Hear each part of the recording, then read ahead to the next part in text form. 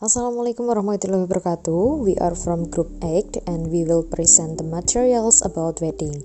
And our members are Tiyas Anggraeni, Tasya Anastasia E, Rosdiana Armadhanti, and also Farah Maesaroh. And then the part 1 will be delivered by myself. My name is Farah Maesaroh, and well, what do you think when you heard the word weddings? Do you imagine about a happily ever after, big party, and a lot of delicious food, or a beautiful gown, and so on? Okay, marriage is a ceremony to tie a marriage promise carried out by two people with the intention of formalizing the marriage bond according to religious norms, legal and social norms. And you should know that wedding ceremonies have many varieties and variations according to ethnic, religious, cultural and social class traditions. And the use of certain customs or rules is sometimes related to certain religious rules or laws. Yeah, I'm going to explain about the differences between Indonesian and abroad wedding party. The first one is proposal.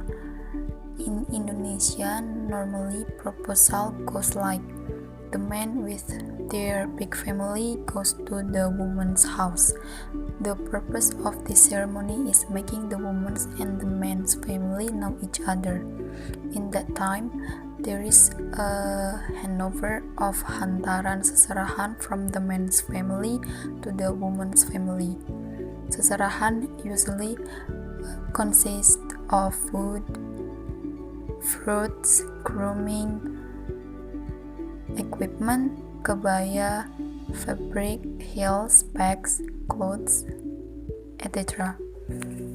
While in abroad, there's no event such Indonesian have. Generally, to purpose their girlfriend, they tend to use a romantic, creative, or even extreme way. They do not involve their parents in that moment at all.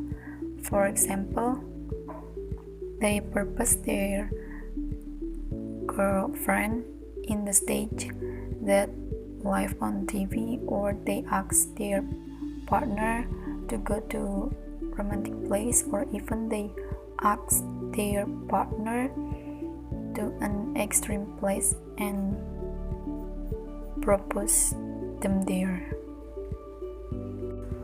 The next point is the property for the wedding party. In Indonesia, from choosing the souvenir, building, invitation, catering to decoration, the Indonesian parent will have contribution on it. It is because they love their children so much and want to help the preparation of their children's wedding party. They don't want their children think so hard for it. While in abroad, they free to choose the concept, building, souvenir, and so on for their wedding party by themselves. The next point is invitation. In Indonesia, usually invite many people. This can be seen from the invited guests who attend the wedding. So many that even the bride herself did not know anyone who was come at their wedding. Most of the guests came from the parents' acquaintance. For our culture, every parent's acquaintance must be present at the wedding celebration as a form of respect. But in abroad, they don't need a lot of guests. They just invite close family and friends so that they can enjoy the party without any awkwardness between invited guests. The next point will be presented by Tasya. Next is wedding makeup in local custom is different from foreign countries. The makeup that is commonly used in us is needed more complicated and requires a lot of funds, but the results are memorable and meaningful. Meanwhile, in the abroad, the makeup is much simpler, but no less interesting than the one in Indonesia. As young people who have attended weddings, we of course have seen how bridal makeup is in our country. Bridal makeup in Indonesia does look much more complicated, expensive, and costly than outside bridal makeup. But behind that, there is an impression of readiness and seriousness in the all luxurious makeup. This is very different from the concept of the bridal makeup in the abroad. They never use excessive makeup either for the bride or the groom. From them, marriage is a matter of life together. The makeup is more simple. And then next is the all preparation with such striking ornate local custom are clearly different from the formal black and white theme Western wedding dress. How relaxed and elegant the wedding dresses are often worn by Western people in their wedding procession. Maybe the impression is nothing special just like that, but wearing a beautiful and elegant white dress will make any woman feel special. Even so, the dark suit frock worn by the groom will definitely make their wedding procession look formal yet elegant and full of meaning. So different from our local traditional wedding attire. Various color shades are used in the local traditional clothing that Indonesia has. Everything from black to gold excess. The majestic impression generated from the traditional dress will surely make your happy day memorable forever.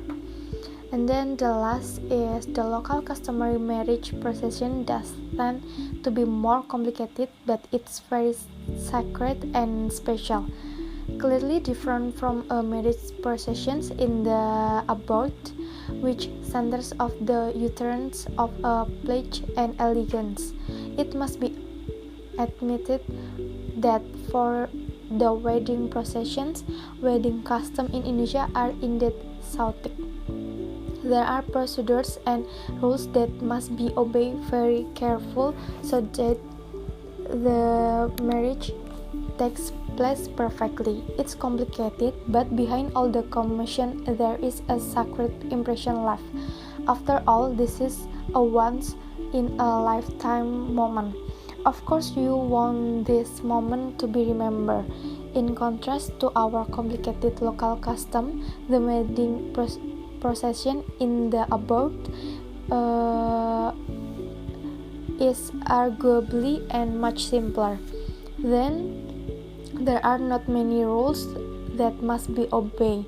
It is just a preparation and the ordinance how the bride walks to the place where the bridegroom stands and they say the sacred promise.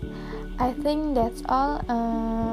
The next material will be presented by Tiyas Anggraeni. So the next is differences in marriage law in Indonesia and other countries.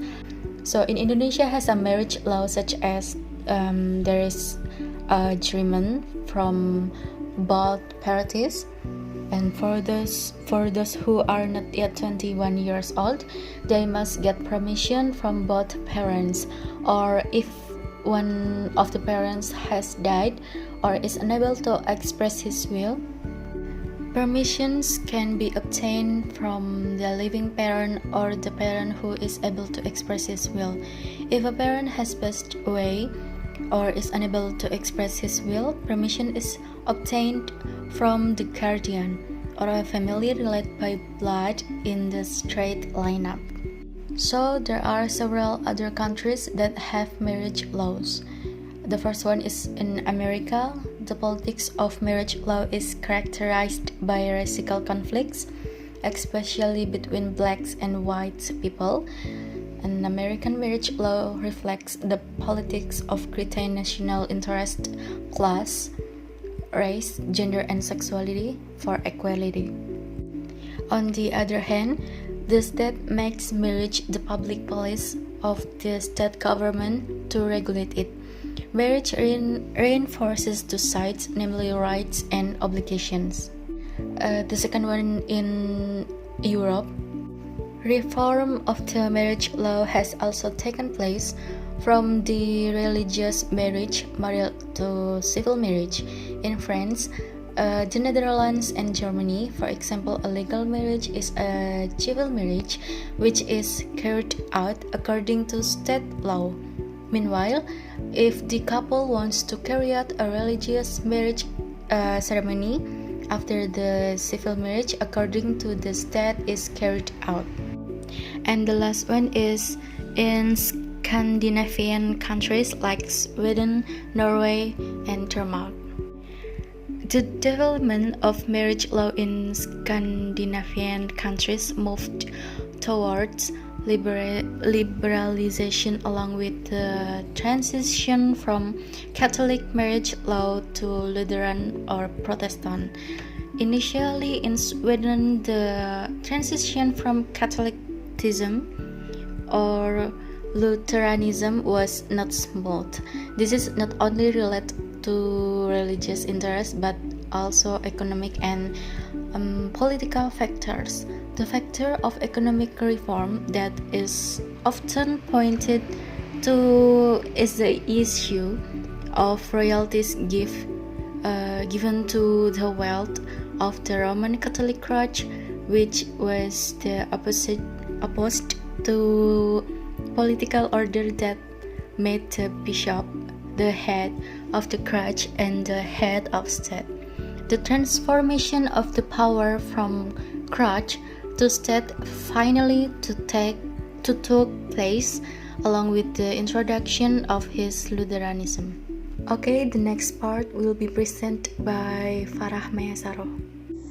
And then the last is the tips that when you want to have a great weddings like in a Disney story but you don't want to spend a lot of money, I have several tips, and the first one is you can choose your priority in inviting your friends.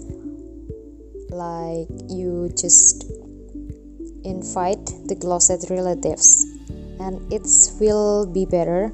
But when you are in Indonesia, some people get married but only invited their closest relatives like their best friend and also their family. Sometimes they have their own thought, like for example, people who have an event cannot afford the catering fees, and also it can be the women are pregnant out of wedlock and so on. And it's different from abroad. There the wedding is carried out simply and there is no impression like in Indonesia. And the second one is we can using trusted wedding organizer services and in accordance with the budget you have. And the last is when you want to have a great gown but you don't want to spend a lot of money, you can rent from the designer in your local place.